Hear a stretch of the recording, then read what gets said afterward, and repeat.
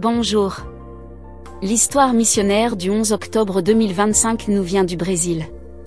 Elle s'intitule « Le pardon et les cheveux, des miracles sur l'Amazone ».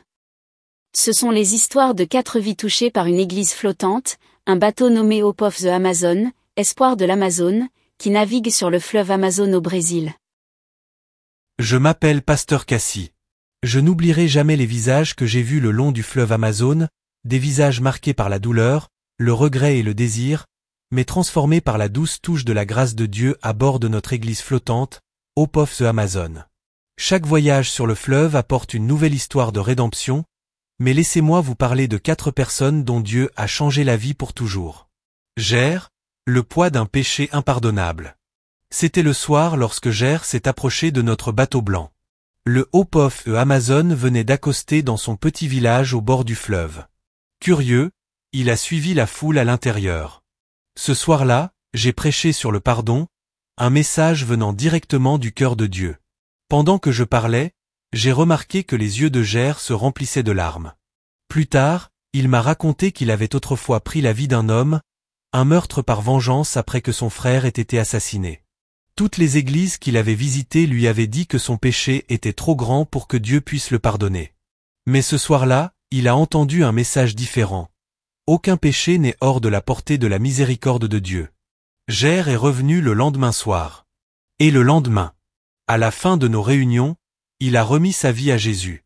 Lorsqu'il est entré dans l'eau pour être baptisé, son fardeau s'est allégé. Ger est sorti de la rivière en homme libre, pardonné, racheté et rempli de paix pour la première fois de sa vie. Maria, l'épouse réticente. Maria ne voulait rien avoir à faire avec nos réunions.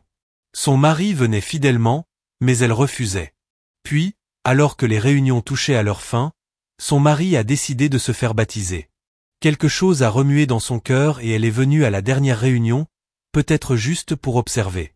Le lendemain, alors que je me préparais pour les baptêmes, Maria s'est levée et a dit « Mon mari ne peut être baptisé que si je suis baptisé avec lui. » Je me suis arrêté et j'ai prié. Elle n'avait pas assisté aux réunions précédentes, mais j'ai senti que Dieu me poussait à la baptiser aussi. Plus tard, elle a rejoint notre programme de formation de disciples et a appris les belles vérités qu'elle avait manquées. Aujourd'hui, Maria et son mari font partie des membres les plus fidèles de la petite église de leur village amazonien. Jessiane, le retour de la fille perdue.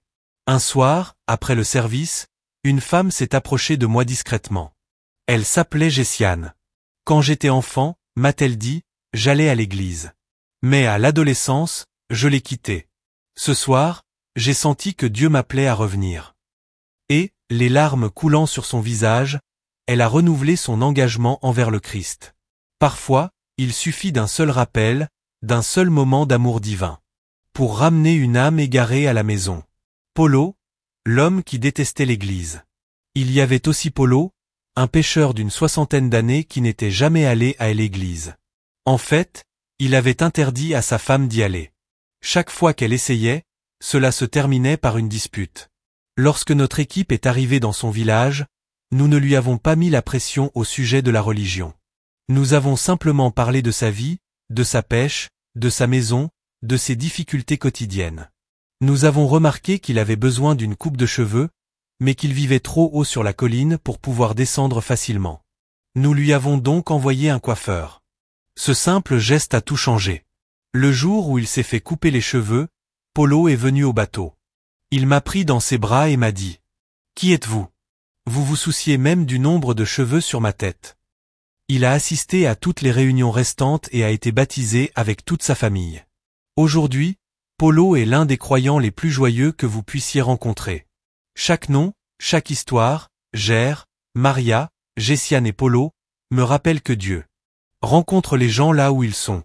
Que ce soit par le pardon, l'amour, la restauration ou même une simple coupe de cheveux, sa grâce coule à travers l'Amazonie comme le fleuve lui-même. Large, profonde et imparable. L'espoir de l'Amazonie continue de naviguer, transportant non seulement des personnes, mais aussi le message que Jésus change toujours des vies. Que Dieu vous bénisse.